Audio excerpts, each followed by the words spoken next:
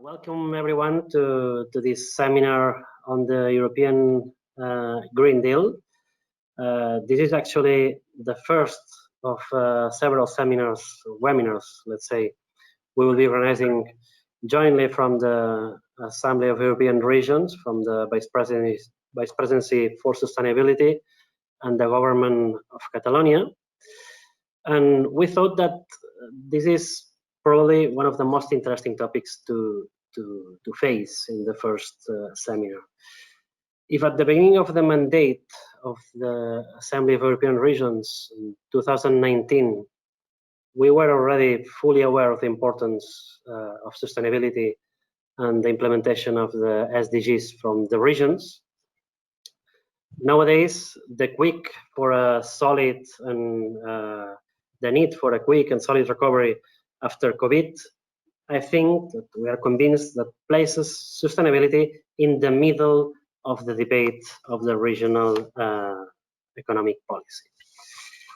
The European Green Deal that was already presented in 2019, in fact, it is an integral part of the Commission strategy to implement the United Nations 2030 agenda and its sustainable development goals. And probably that's the reason why we thought an introduction to the EU Green Deal was probably the best topic to face in this first seminar. My introduction will be very brief, I promise, but I want to point out three things that I think that they are really important to understand what we will be speaking in the next hour and a half. First of all, to explain a little bit, very briefly, what's EU Green Deal about? Second, what does EU Green Deal means nowadays that we have an urgent need for economic recovery, if this is an advantage, if not. And lastly, why we think that the role of the European regions have to be critical in the implementation of this EU Green Deal. As you may already know, the European Union Green Deal is a comprehensive set of targets and plans to transform the European Union into a fair and prosperous society with a modern, resource efficient, where there are no net emissions of greenhouse gases in 2050. And this last part I think is the most important part to me, where economic growth is decoupled from resource use. That's, I think, the most important to me change of paradigm that the European Union Green Deal offers to all the regions and all the countries in the European Union. All important objectives of the European Union Green Deal are to conserve and enhance European Union natural capital, and on the other hand, protect the health and well-being of citizens from environmental related risk and impacts. The European Union Green Deal actually is already being implemented. In fact, the global strategy of the European Union Green Deal was presented, as you know, on December 2019. But we have to point out that important pieces of this strategy have already been presented or announced. For example, I'm not going to mention them all, but the European Climate Law proposed by the European Commission on March 2020, binding the goal of climate neutrality by 2050. Another is the new industrial strategy and circular economy action plan adopted also last March, promoting sustainable use of resources in all the industrial sectors. And last, the biodiversity strategy for 2030 and the new farm to fork sustainable strategy for sustainable food presented last May. The European Union Green Deal is a change of paradigm, the way that we understand economic growth and social development along Europe. But it's a change of paradigm that some of the important pieces have already been announced or presented along 2020, right? The second part I wanted to mention is how can we face a European Union Green Deal, which is an important change of paradigm, with the current economic and social situation that basically is very conditioned by COVID-19. What we think is that the global pandemic should not be seen as a contradiction with the European Green Deal. On the contrary, the COVID-19 crisis, we think that could offer an opportunity to accelerate the implementation of it, providing the best framework to construct a pathway towards recovery and strengthening resilience. As you may know, last July, on 21st of July, the European Union leaders have agreed on the Next Generation EU Recovery Plan that will mobilize overall around 1,850 billion euros in the next 7-8 years. This set of instruments that are included or will be included in the Next Generation EU Recovery Plan, we think that are not just a response. We want to think, and actually I think the European Union thinks the same, are not just a response to the crisis, but they aspire to build a more sustainable Europe with the Green Deal on the core of it. And the last point I wanted to mention, why we think that the regions should play a key role. And that's one of the parts that I would like to focus the debate with the panelists that we have today. Well, probably some of you are going to repeat or are going to give different arguments or motivations to justify the central role of the regions implementing EU Green Deal. I just want to tell to you three that I think that are especially important. The first reason why we think that the regions must play a key role is that the regional and local administrations have competence relevant to European recovery in areas such as health, social care, and research and development. It wouldn't make much sense if the administrations and the governments that are competent in these areas wouldn't have a central role, not only implementing the EU Green Deal, but also designing and participating in the characterization of most of the instruments.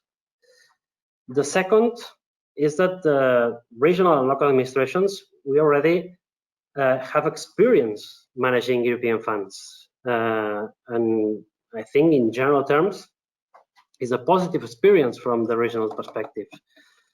So take into account that we have a track record managing European funds and that we are aware, we are more easily aware of the needs of the citizenship and the economy from the regional level than from the state level. I think it wouldn't make sense to go on with this cooperation among regions, European regions, and European Commission. And lastly, we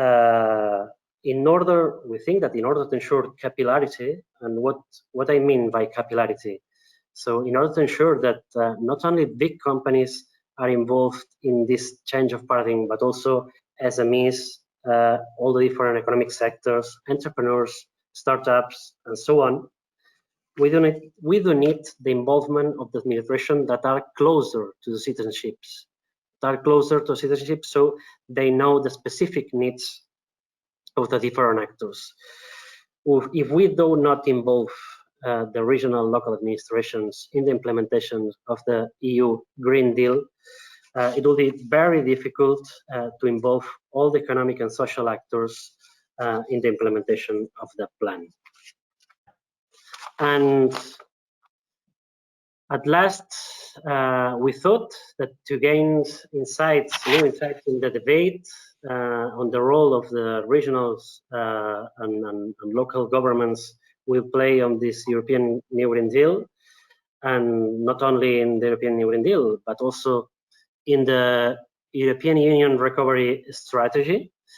Today, we have invited representatives from the European Commission, as well as representatives from regional authorities and think tanks that I would like to thank their participation and their involvement, because we know that their agendas are very tight. So to give us the opportunity to know their point of view and their insights in a matter that I think it will be critical in the next at least 10, 15 years, it's a thing that we appreciate a lot. In order to introduce them, I'm not going to do the introduction and moderate the debate. Let me introduce you, Arnau Caral. Arnau Caral, I think you can already see him, is the director of the Advisory Council for the Sustainable Development in Catalonia and chair of the European Network of this kind of institutions. I don't know how to define this kind of institutions, advisory boards, but I think there's certain heterogeneity among the network you are the chair of. So thanks a lot, Arnau, for your daily and resilient work and to make this seminar possible as well. So the floor is yours. Thank you, Albert, for the kind words, and thank you also to the Assembly of the European Regions for inviting us to share our visions and knowledge in order to the preparation of the seminar. I'm delighted to have three fantastic speakers. We have Peter Berkowitz from the European Commission. We have Lynn Saberiad, the Executive Director of a prestigious think tank, which is the Institute for European Environmental Policy. And last but not least, we have Iris Flaco from the Abruzzo Regional Government on behalf of replacing Nicola Campitelli, the Minister for Urban Planning. I'm going to briefly introduce them in order that all the attendees know them, and then I'm going to give the floor.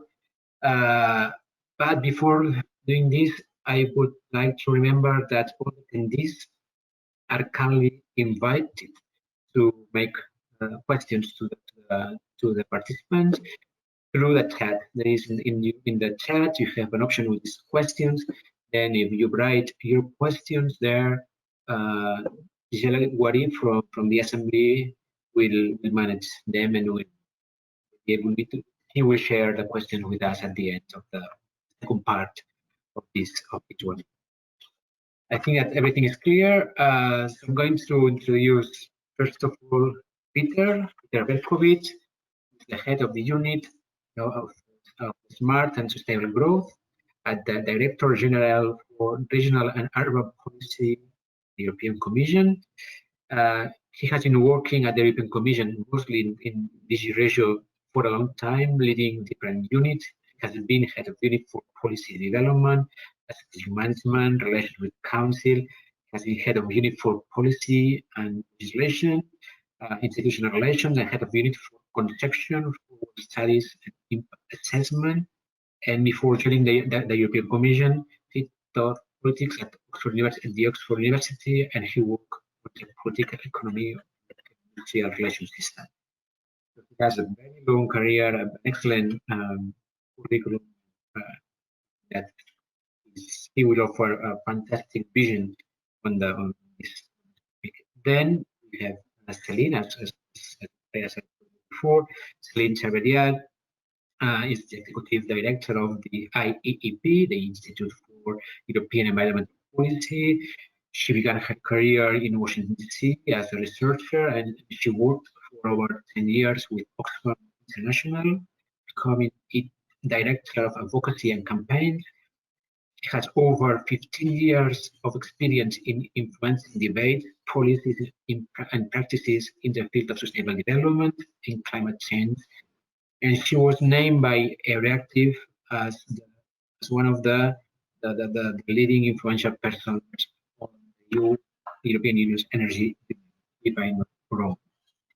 And finally, we have Iris Flaco. She will speak from Italy.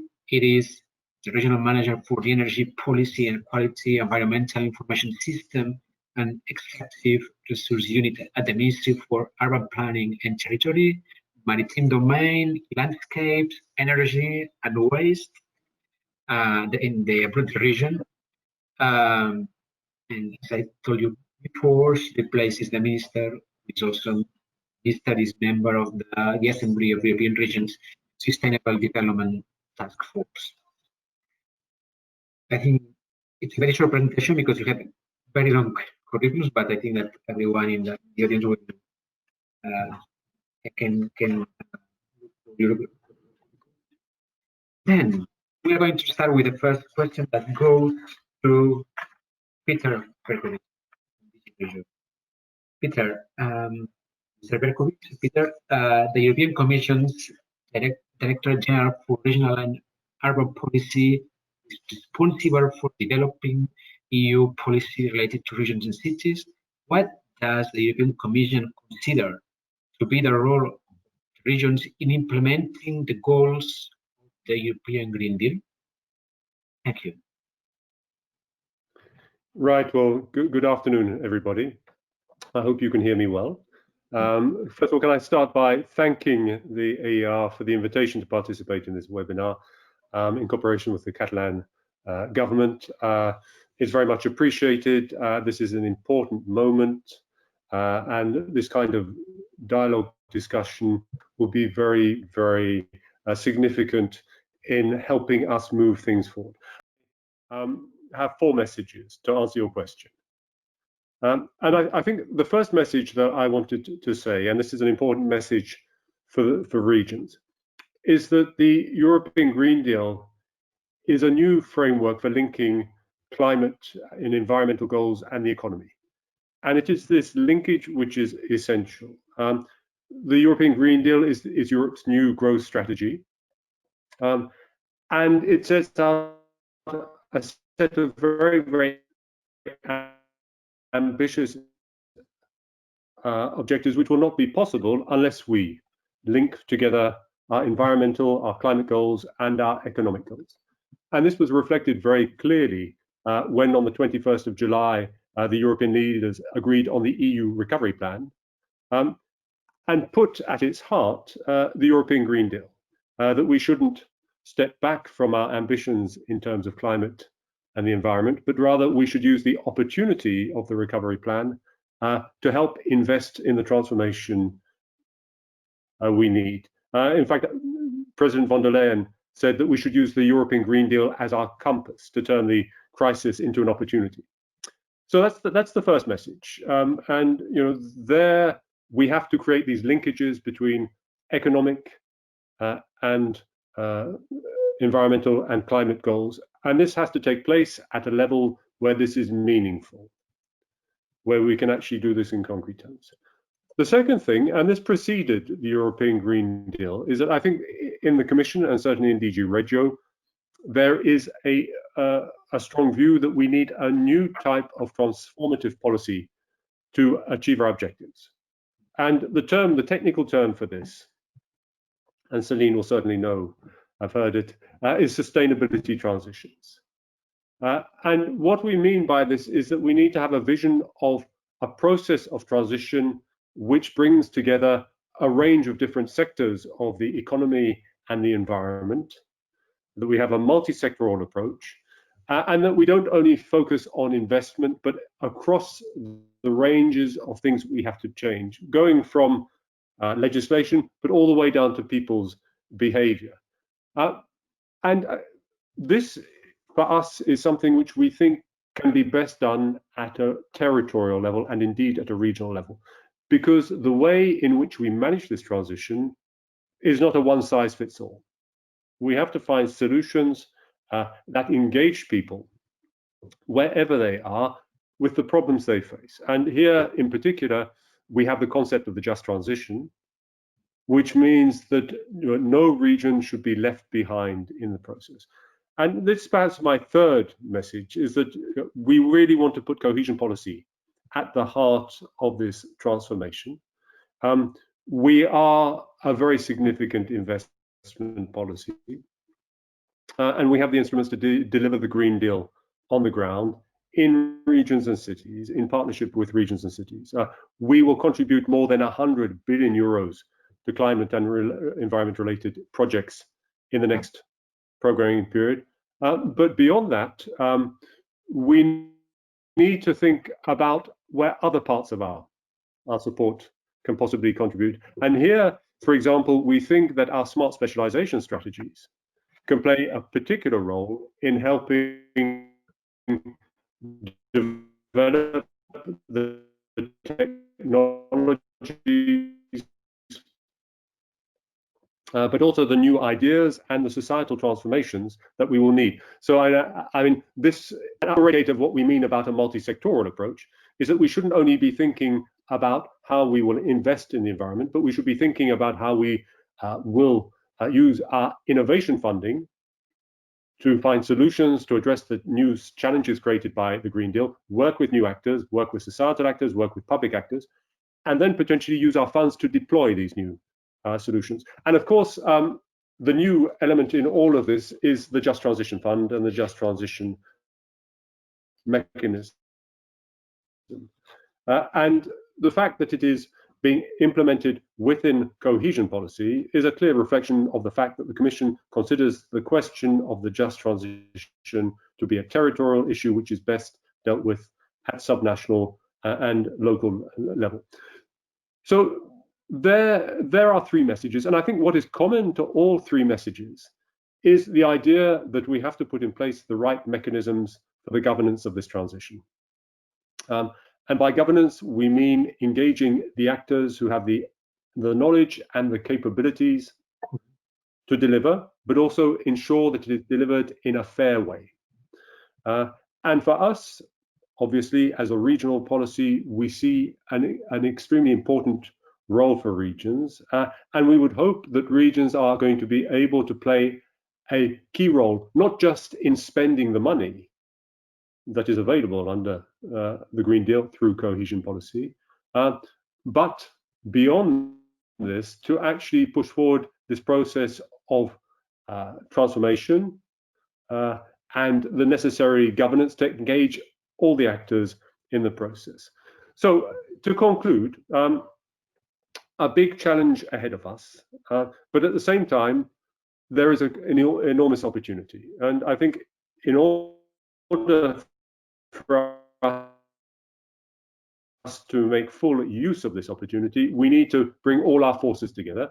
And therefore, as the Commission, we count very much on the regions to help us in this process of transformation. So thank you very much. Thank you, Peter, for these three messages, and also for sharing your thoughts about the role of regions, not only as spending the money, but also boosting these transformations to a more sustainable union.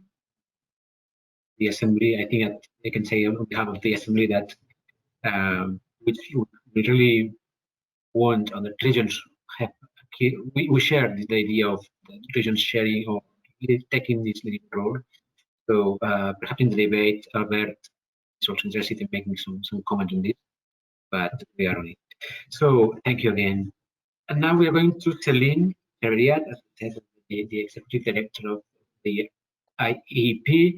And the question is also very clear, making reference to the IEP report, the Green Deal for All in a post-COVID-19 era.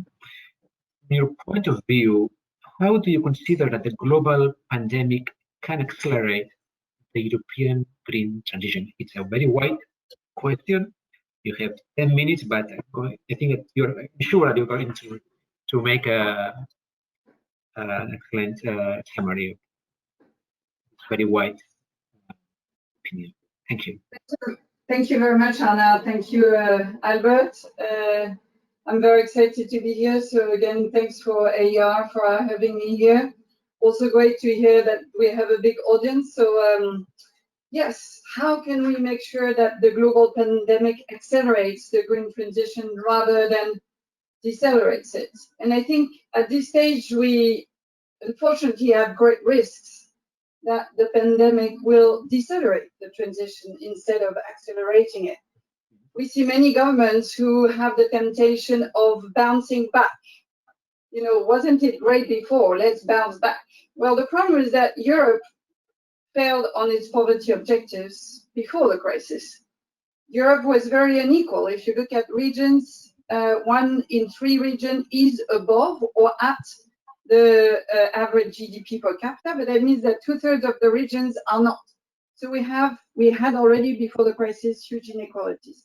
And we also know, looking at the 7th Environmental Action Plan, that we were nowhere near implementing the existing objectives of our European environmental policy, let alone the new, much more ambitious objectives of the Green Deal. So what we need to make sure is that we have risk-proofing prosperity, but against future risk. You know, if you are the 3 little pigs and you just think, okay, we know now what the wolf is, we just need to make sure we build exactly. No, the wolf is changing. And unfortunately, what we know is the pandemic, the recession, but also environmental risks will combine each other. So we need to be prepared for a variety of risks, covariant risks that will be combining one with another. And we have a big risk that we fall back to normal politics, and that's where it's really important to have the leadership from regions. We will try to say we need to choose between the economy, the people, and the environment. And that's why we feel that we need to address 3 key challenges. The first one is intra-country equity, which means you need to put at the heart of green recovery a concept of sustainable equity and well-being for all. I'll give one example. We need to build a resilient green care economy. We know for now that in many countries we were not prepared because we were not used anymore to have infectious diseases at the scale that we saw right now. But we also know that health systems will be extremely key to build resilience of people and communities that will be affected by climate change. If you look at heat waves that we saw in Europe, obviously this was on the back of what was already affecting the elderly. So those risks will combine each other. And a green care economy can also create jobs that are high quality and that will improve the well-being of citizens, because we need to always put people at the center. We don't want to protect the environment for the sake of the environment. It's to actually protect our ability to live longer and more fulfilling lives. This is also the reason why it's really important to adopt policies that will at the same time answer problems of poverty and inequality and decarbonize the economy. So it's about putting those further behind first. There are regions where people die much more of air pollution than others. Can we make sure we put these people first, those low-income communities in those regions that are the most affected by air pollution, as a way to make sure that the recovery is not only green, but is also just.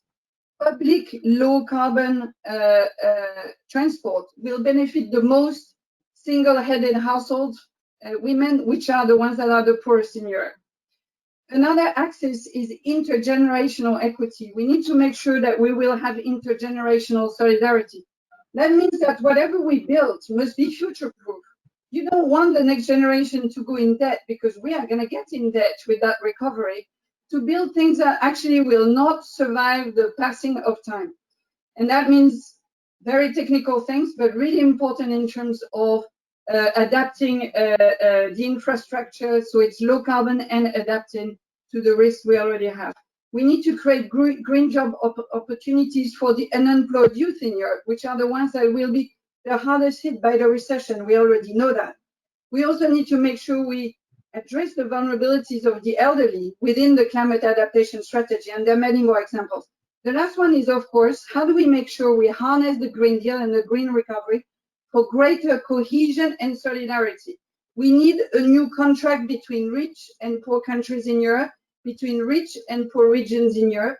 And for that, we need to set targets for economic, social, and ecological conversions across Europe.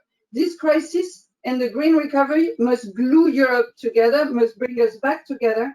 And that means we need to have a new commitment from those regions and countries that have done less to really make the most of the recovery, to regain, you know, the lost terrain on becoming more sustainable. But we also need wealthier regions and wealthier countries to do their fair share in terms of financing. So the poorest countries and regions in Europe can really truly benefit from the green recovery. Thank you. Thank you to you, Celine. I mean, key messages. I think that you have suggested some interesting points that I hope that will inspire some of the attendees. Perhaps they will react with some questions because the points were really clear. Thank you. And now we go immediately to Iris, and I say immediately because we have time is running. So Iris Flaco, Iris, the question is: European regions and cities have been at the forefront of the outbreak, changing their priorities and putting all their efforts to protect the health and well-being of their citizens. How can regions reinforce a green and inclusive recovery? The floor is yours. It is. Okay. Hello, everyone, and thank you for the invitation to Regione Abruzzo to participate in this interesting webinar. As you say, I apologize on behalf of Ministry Campitelli, but the Regional Ministry Council has been postponed this afternoon. Sorry. I'll answer the questions right away. The European Green Deal has to be the core of the recovery. The rest and following the lockdown for European Green Deal has to be the core of the recovery. The rest and following the lockdown for COVID has to suit the criteria and the target of sustainable development, circular economy, and climate change. The regions must put into practice measures as soon as possible. The regions must promote sustainable mobility measures, some already set by our national and regional measures during the lockdown, invest in the digitization and accessibility to all the people of a stable and fast internet network, promote, where possible, to all the people of a stable and fast internet network, promote the smart working, study homogeneous area in the local level in order to adopt communities and urbanization and urban reforestation to face heat bombs and water bombs. Our region in the post-COVID is boosting the energy and climate issue already began before COVID. We are accelerating the initiatives already planning before the lockdown, identifying the project immediately applicable and relevant financing lines. For example, we are working to promote new technology, especially in transport. It is the case of hydrogen, which has also been highlighted as a key driver of green transition by the European Commission, which issued on July a dedicated strategy. Consultation and work table are in progress with companies and university, also regarding the application of hydrogen technology on the rail, port and airports. In line with the most recent strategy EU on integrated energy, the idea is to integrate the energy source and sustainable transport measure. For example, the region is working to slow mobility projects, such as bike sharing and cycling paths along the Adriatic coast, which should then connected with the internal area, lighting up with the railway network and the strategic points to reach urban center. Moreover, the region must continue to participate in European co-founded projects which allow us to change best practice and check which are the most sustainable for our territory to realize pilot projects and the promotion of new technology. Energy integration, but also integration between interventions such as energy and systemic adaptation. In our region, we are already achieved it as part of the Regional Development Fund activities, and we are working to implement further projects. Thanks.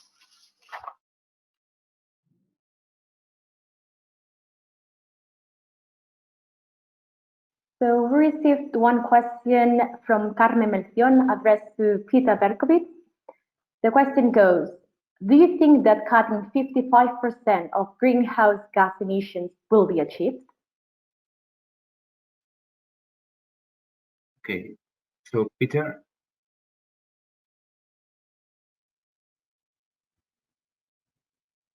Can you hear me now? Yes, yes, we can. Well, I mean, I think we are certainly doing our best to achieve it. I mean, the European Union is going to put in place a climate law that will bind in commitments in relation to climate neutrality and set this out in the European Council conclusions in July, and in addition made some of the funding under the Just Transition Fund conditional on a commitment. So I think the first thing is that I am very confident that we will have a strong political commitment to the achievement of these objectives. And then we actually have to do the work. The Commission is coming forward with a raft of legislation across all sectors, and hopefully we will have strong support from the member states.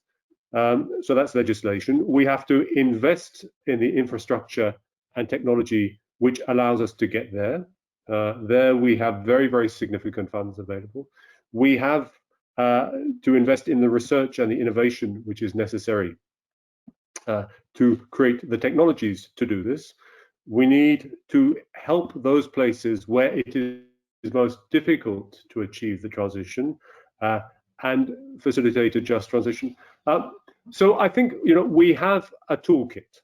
We have a toolkit, and we're starting out on a journey. We all have to be 100% committed to it. And I think that if we are 100% committed to it at different levels, at European level, at national level, at regional level, and at local level, we will be able to get there. But you know, there is a lot of politics between here and 2050. It's true. Celine, I don't know if you want to add something, Celine. Yes. So you're smiling. Yes. Well, the point I wanted to add is that I think there's quite a bit of controversy still whether the money that is on the table as part of the recovery is enough to implement climate neutrality and more largely the Green Deal. And I know that there are questions about whether we can have new innovative financial instruments. I know in the Parliament there's discussion of the financial transaction tax. In our case, we also would would really recommend getting rid of fossil fuel subsidies, but also making sure our carbon taxation system called the ETS is being cranked up to deliver more revenues. And we also would like to see an increase of environmental taxation. And what we've calculated is that if we did all of this, this could bring another 381 billion for implementing the Green Deal. We also think that it's really important to align and to have an integrated approach for structural reform in the EU member states. And that's why the semester process is particularly important, making sure that we put the sustainability at the heart of it. And last but not least, obviously, cohesion policy is paramount, and it's really good that there is increased funding foreseen for cohesion policy, but we need to make sure it's really results oriented, because we certainly don't want to be, you know, allocating a lot of funds which will end up not going to actual projects that get us towards the climate neutrality goal. Thank you. Thank you, Celine, and appreciate to Peter. Gisela, do we have another question from the attendees? Yes, actually we received an interesting question from Jean Tanti. It goes like this. What are the challenges experienced by regional authorities related to the management of EU funding? Despite the Assembly of European Regions work, what are the actual means for the regions to share their best practices? Well, I don't know if this question goes to Albert or Iris.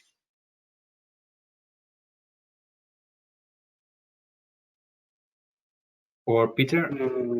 I think actually that the role of the Assembly of European Regions is exactly this. No, I mean, to be able to share best practice among regions, not only in the use of European funds, but in the regional policies itself. No, and at the end is in a space which is very dynamic, because you can see a very different approach that basically they are facing very different realities, but at the end are the one who implement and deploy the policies that they are designed on the European Commission. So in principle, networks such as the Assembly of European Regions are the right space to share the best practice of the regions, because it's not the only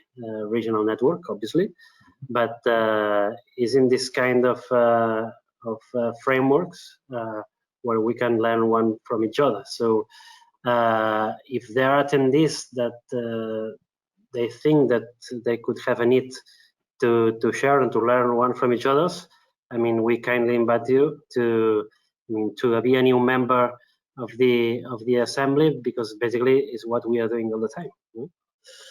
I don't know if I have the permission to promote the new members to get new member for the Assembly, but I thought it was the right time to do it. Thank you, Albert. I don't know. Yeah. I don't know who could I come in on that? Yep, please, It was Peter. me, Peter. Okay, thank you. Yeah, Peter. no, I just wanted to say I think this is a very, very important point, because we don't. I mean, and I want to link it to the previous question: is we don't know how we're going to get to 2050 now, and in order to get there, it has to be a process of experimentation and learning. And particularly at the subnational level, because of the diversity of situations there are.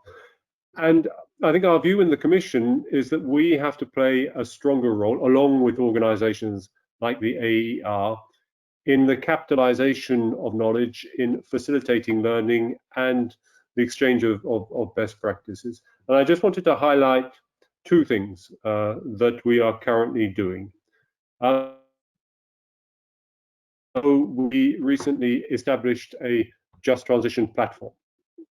And the purpose of this Just Transition platform is to support the implementation of the Just Transition mechanism.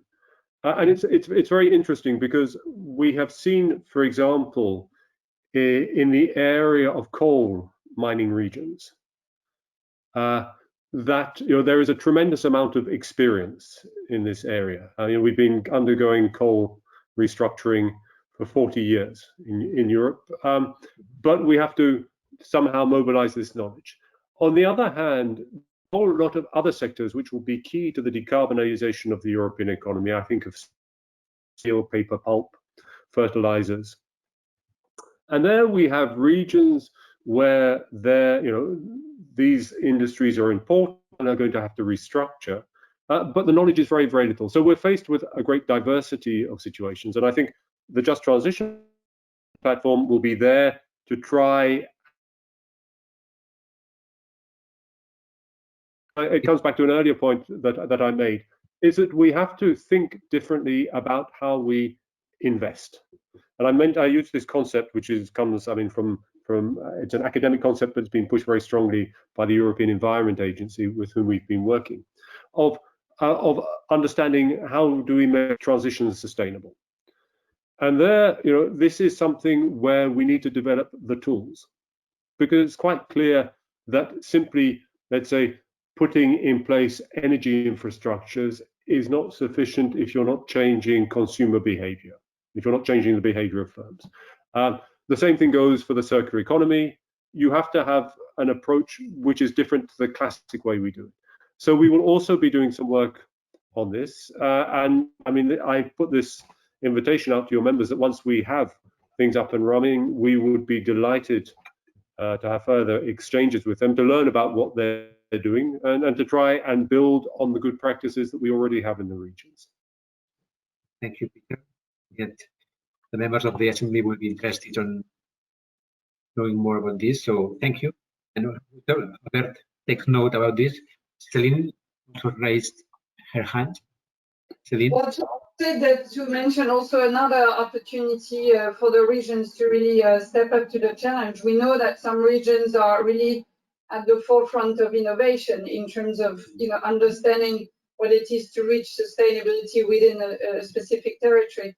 And with the launch of the Climate Pact, there's certainly a hope that regions will make pledges, but that also we use the pact to share best practices so that regions that are finding it more difficult can really benefit and get the confidence themselves to make pledges that might be more modest, or as Peter said, in a very different sector, but that we really use the Climate Pact to create this bottom-up leadership that brings together citizens, regions, municipalities, and companies, and sometimes all of them together coming as doing common pledges within a territory, but that brings both citizens, companies, and local authorities together. So this is the idea of being all together, making partnerships, learning together, and making common pledges. And I'm just thinking with 17 SDGs and the SDG number 17, which is about partnerships. So this is the point. How to transform the world all together and Europe all together. It is. I don't know if you have any comment, any question. No. It is. Yes, thanks. I think that the strength now is the contact with the territory, business and citizen, regional government. Know the peculiarity of the territory, its needs, its emergency and its resource. Therefore, local authority can evaluate which are the most urgent measures to develop from a sustainable perspective. So we now have to collect the concrete project to decide what is the most important to develop immediately, and to share together the team, the first activity that we have to beginning for this Green Deal. We have to share together in this occasion for a year is a good possibility to share the activity, and we have to decide with the local community what is the first activity to beginning now to grow up with the economy and to grow up with the employment. This is now important, but is to look what we have as a project. It's not the programmation, it's to look what we can do now at the moment.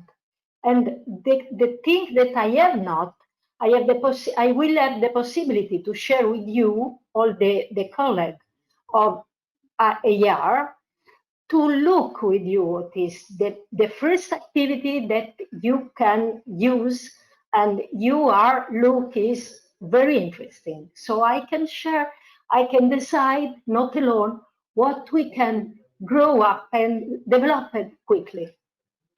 Okay. So thank you, Iris. Gisela, do we have any other question from the audience, from the attendees? Yes, indeed.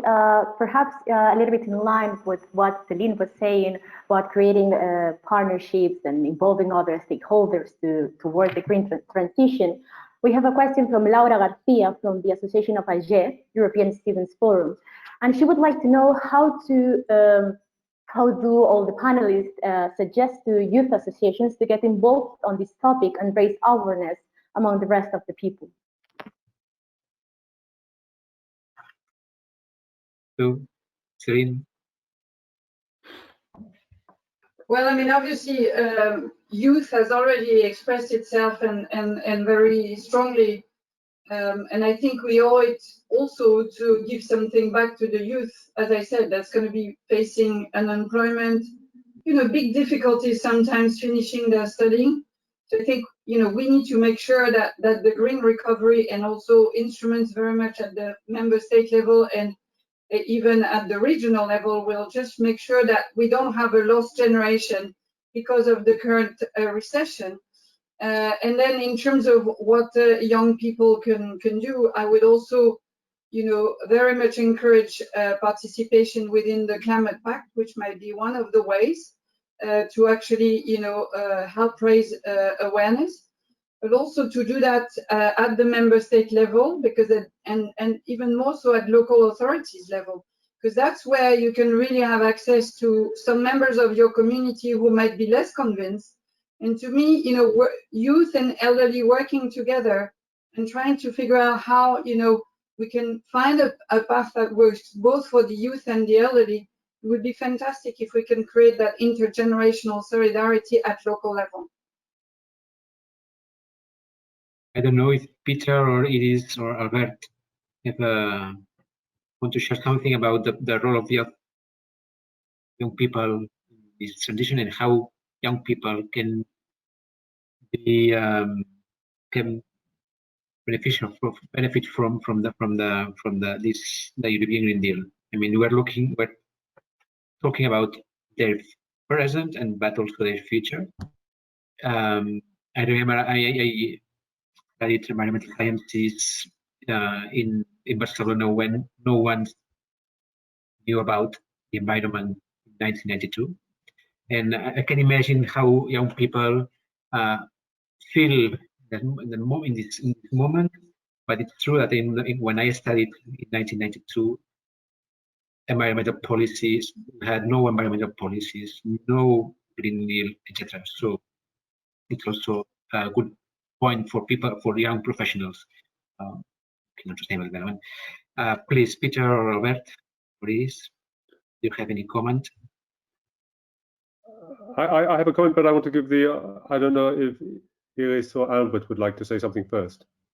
Robert. No, I just wanted to add something that it might be obvious, but is important to underline, which is at the end, the youngest people, the youngest citizens are the ones who are going to receive our heritage, the heritage of our public policies, so are the ones who can benefit the most from what we are doing today. But not only that, are the people who basically, probably because they know that, are the ones who are going to push us to be more strict and to be more committed to the goals of the European Union Green Deal. So I can see that, for example, in the environmental policies such as recycling. No, I mean, 20 years ago, at least in Barcelona, in Catalonia, I don't know if in your regions it was the same. I mean, we started recycling because we told to our parents that they had to recycle. I mean, the source of change came from the youth. So I think we have to exploit that because at the end are the ones who can make the difference in the public policies we are going to implement in the next years. Okay. Thank you, Robert. Peter or Iris, if not, we go for another question. As you wish. Yes, let's go for another question from the audience. Okay. Gisela, please share with us the fourth question from this. We have a question that perhaps it's a little bit of wrap-up from all the debate that was going on. Okay. It's from Eva Hallström from Värmland, and it goes like, what's the connection between the Green Deal and the Agenda 2030? What indicators can you give? Good question, excellent question. So I wanted to also to put this question. So thank you, thank you. So Celine, Iris, Albert, Peter, to start with this. You know, in a couple of weeks, we are going to celebrate the 5th anniversary of the 2030 agenda. So this. Yes. Well, I mean, I think it's almost become integrated into everything. I mean, you know that the Commission took over the Sustainable Development Goals as setting the key orientations before the European Green Deal came in, and we continue to integrate them. I mean, I would say that Agenda 2030 is a bit the framework of the building now, and you don't see it so much, but it is very much there. And across any of the different goals or in the governance structures, I think you would find a lot of things in the European Green Deal which correspond to it. But I think the core of the Green Deal is about delivering, and I think that's what it will be judged on whether or not we achieve the investment necessary and whether or not we make progress towards the objectives. So I think the relationship is very close, but they're slightly different things. Okay, thank you, Peter. Celine? Well, in my view, as we know, civil society was very keen to have an implementation strategy of the SDGs, and instead we got something different, as Peter was explaining, which is the Green Deal. But Ursula von der Leyen clearly said that she wanted to make sure that we integrated SDGs within the semester. And to me, it's a really important moment where we will need to be looking at the indicators, because here you have already indicators in terms of economics, some about climate, but not environment as a whole, and social. And I think we need to complete that set of indicators. We have proposed 50 new indicators within the semester. But more importantly, we need to have a framework to discuss synergies, which are great. That's easy on the easy side, but also potential dilemmas, so that when environment, economic, and social sustainability seem to be contradicting each other, and that was the great, I think, progress made by the SDGs, is that you shouldn't choose one versus the other. But I do think we are still lacking a framework to make those difficult decisions, both at the EU level, but also at the member state level. So I really hope the semester can be the place where that is discussed more in detail. Okay. Thank you also, Celine, because this is one of the questions, as I said before. Although the European Commission communication launching the European Green Deal from December 2019 says very clear that the European Green Deal is part of the strategy of the European Commission to implement, to achieve the SDGs, to implement the 2050 agenda. For a lot of people, this is not clear. I mean, yeah, I have everyday questions saying, okay, so the European Green Deal is something new, and the 2030 agenda is something old, so it's over. The idea is, come on, this is one of the, from our opinion is, okay, this is, as the European Commission says, a framework. The agenda is a framework for the European Green Deal, or at least the European Green Deal is an attempt to concretize the 2030 agenda in Europe. So this is a very important. So thank you for your questions. Iris, I don't know if you want to add something on this point. At this point, Iris or Albert? No. Yes. Iris, you said no. Yeah. Okay. So if not, let's go for the 5th question, Gisela.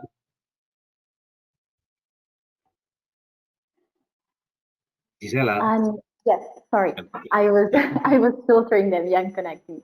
So the last question is about the Just Transition Fund in particular. So how it really works and how can it work for a fair transition? Okay, thank you. So Peter, could you start with your an answer?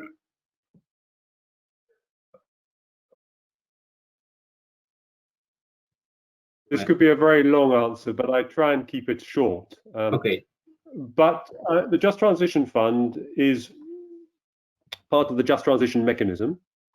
And I think this is very important to highlight, because there are 17.5 billion for the Just Transition Fund, which operates a little bit like cohesion policy, but there are two other pillars. There is an EU Invest window to support transition, and there is also a public sector loan facility, which is the third pillar. And together these form a mechanism which is there to support just transition. Now, the key idea of the Just Transition Fund, and this is really something which is very, very important for us, is that it is, particularly the Just Transition Fund, resources to help the people and the communities who are most affected by the effort that is needed to make the transition, and particularly in those regions which are dependent on fossil fuel and carbon intensive industries. And the idea is to give an opportunity to these communities to find a future, and that is the basic principle which is there. And I just a little point is that we think, for example, the role of young people is extremely important in this, and there will be some specific actions under what we're doing to support this. Now, where we are currently is in identifying those territories which are most affected by the transition and which have got greatest need of the resources. And this is a process of discussion between us and member states. It is also an important territorial issue, and here I just want to highlight this point because it's very important for my commissioner. This is not for national programs. This is for a bottom-up process to address the territories which are most affected. So we're having, as you can imagine, an interesting discussion at the moment in the context of the European semester. Last spring, we made some proposals about potential areas which could be supported. We are now in the process of discussing that with member states and negotiating then the programs. Great. So I don't know if there is Celine, Albert, it is to add something to Peter. The answer Peter was clear. Maybe very quickly, in my view, I mean, one sector that is often not mentioned is that of agriculture. And we know that to move to net zero agriculture will require a very massive transformation. And at the moment, we feel that, yes, of course, just transition needs to be talking about industry, but we have also many rural areas where we need to, talk about what it means for agriculture to transition, but also how we could possibly relocate the new industries in territories that will be losing out not only on the industrial side, but possibly will face some difficulties on the agricultural side. And that's obviously particularly important for certain regions in Europe. Okay, clear. So thank you, Celine. It is. Sorry, I have the problem to hear. Okay. I have the problem to answer to hear the questions. I think it's very the recovery fund and the Green Deal is the Green Deal that we have to use for the recovery fund go to achieve the result of 2030, 2050. And is the first activity and the pilot that we have to do is the governance to achieve 2030 and 2050. I think we have to go to 2050 quickly without 2030. We have to work together also with the European Commission to work to explain them what is the first activity that we have to do and how to work together, We have to change our experience, we have to change our need, and we have to develop the activity with the direct participation of the local administration, with the, come si dice partecipazione? with the participative project together. Okay. Perfect. So, I'm sorry because I think that we could continue for hours and hours, but I am the bad guy in the room, and I must say it's time to close the discussion because of a technical issue. So before giving the floor to Albert, being like to Albert for the conclusions and in of the session, I don't know if you want to say to what, if you want to add something, some final words. I mean, do you want to express a final thoughts with the audience? If not, from my side, thank you very much. I'm not a moderator, I'm just giving the floor, so it's quite, well, let's see. You are the ones, you are the brilliant speakers. It has been a very interesting exercise from my side. I just took some notes that we are going to use in our activities. So thank you again, and I end my intervention here by giving the floor back to Albert. Albert, the floor is yours. Thank you. Thank you very much to all of you. I think that we have heard very interesting insights, and as Arnaud said, I mean, very likely they will be useful to develop new seminars in the future with some of the things that you pointed out. This job is really difficult. It's trying to sum up all the things that you have said. Everything very interesting, but I will have to try to synthesize it in less than 5 minutes. Okay. Overall, I think that all of you, Celine, Iris, Peter, I mean, you say different things, but you share some basic concepts in common. I think the most important one maybe is that the European Union Green Deal is a framework, but basically the goals that is pursuing are not going to be achieved without the involvement of everyone. And this everyone means administrations, means industry, companies, citizens, everyone. So it's important that all the policies, all the strategies in order to fit or achieve these goals will be, I mean, shared and participative strategies as the ones developed, for example, through the regional innovation smart specialization strategies. To point out some interesting things that I write down from your interventions. The first of all, the speech of Peter. I think you said at the beginning, I think it was the thing that to me it was critical, that we are speaking about a new framework. I mean, we are not speaking only about the new environmental policies of the European Union, but we are speaking about a new framework that is involving several different funding resources, for example. So it's not that we are having a European Union Green Deal with several funds involved, but it's a global strategy of the European Union. So, for example, the cohesion policy will be directly linked, or the cohesion policy in the future, if I understood well, will be directly linked with the goals of the European Union Green Deal.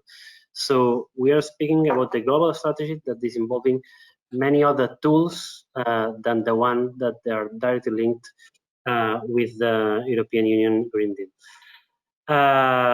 Peter, I think that also point out the importance of the Just Transition Mechanism and the Just Transition Fund, and I think this is a crucial concept as well, because basically what we are saying is that we have to make compatible the environmental goals with the or at least no increasing the inequalities, original inequalities among Europe. So the ones that they have to make a bigger change, they have to receive the support of the European institutions. I think that's a very good point, because otherwise what we'll be creating is a dilemma that Celine denied between economy and environmental goals. No? And Celine, basically, the most interesting thing is that she said, I mean, it's not about to choose between the economy and the environment, but is to understand that one is linked to the other. I mean, the sustainability of economic growth is linked with the achievement of these environmental goals. No, so at the end, there's not a dilemma. There's a need to change our economic growth pattern, and this is basically what European Union Green Deal about. And two concepts that she mentioned that I think that are very interesting as well are the sustainable equity. I mean, where we are speaking about inequality, we are facing as well environmental issues. I mean, the air pollution affects our quality of life or life expectations. So at the end, we are speaking as well about inequality. So this is a debate that is directly linked. And she mentioned as well the importance of the intergenerational equity. Intergenerational solidarity. Not thinking only in the planet we have today, but in the planet we are going to live for our kids, for the younger people that basically are going to receive if we are not changing dramatically our policies through this European Union Green Deal, a planet with worse environmental conditions that we know that today. Aris, I think that mentioned or her first speech was basically to exemplify the regional commitment, in this case, the commitment of the Regione Abruzzo with the European Union Green Deal. Basically, the policies that they are already developing, for example, in the digitalization of smart mobility fields, are directly linked with the targets that the Green Deal is facing. No? And at the end, she stressed, and I think in a very interesting manner, the importance of gather different interests together and doing that bottom up, no? And gathering these interests together from the local perspective, it can only be achieved with the region's involvement, no? And so basically, I think this is one of the main conclusions of the seminar today, I think, which is that with the involvement of the regions, we are going to have a real change. No? So the European Union Green Deal needs not only the participation, but the involvement of the regions to make the difference. Because at the end, if we are European, and I'm not doing a political speech, it's because we choose a certain type of recovery, a certain type of society, a certain type of economy, and that's what we are sharing all together. No, with all the difference economically and culturally and socially speaking, is because we can define a different model than other countries, and that's basically what we share in Europe. I think that I tried to make a quick summary. I don't know if I have been successful, but basically are the main insights that I took from you. Thank you very much for your time. Thank you very much for your speeches, because at the end, we want these interventions to be motivational somehow, because most of the people that is listening to us are people who somehow are policymakers or are participating in the design of policies from the regional perspective and local perspective. So I hope that these insights, I'm convinced that these insights will be useful to their daily work. It's the first seminar, as I said at the beginning. The second seminar we are going to organize will be on the 14th of December, so before the end of the year. That basically will be focused in one of the parts, one of the pieces of this European Union Green Deal, which is from farm to fork, and how we can promote a more sustainable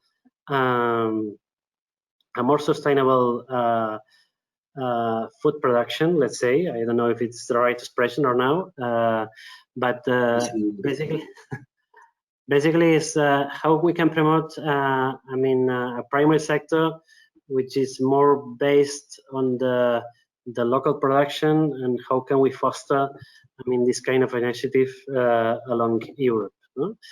I invite you to participate, obviously, in this seminar. Today, the experience, I think, has been very positive, at least according to my criteria. And I'm sure that the second seminar on the 14th of December will be as much as interesting as it was today. Thank you again. Thank you to all the attendees for your patience and attention. We are a lot of people that paid attention for more than 1 hour. For me, this is a huge success, because it's much more difficult to get attention of people when you are in this kind of format which are telematic. So if we did it for a quite significant number of people, is that with what we are saying, at least is a little bit interesting. I think it is a lot. Okay. So thank you very much. And I think now told me that this is going to shut down automatically at 5:30. But I would say goodbye, and I wouldn't wait for 5 minutes to shut down automatically. So we can say goodbye to the panelists, say thanks to them again, and thank you to all the attendees that share this seminar with us.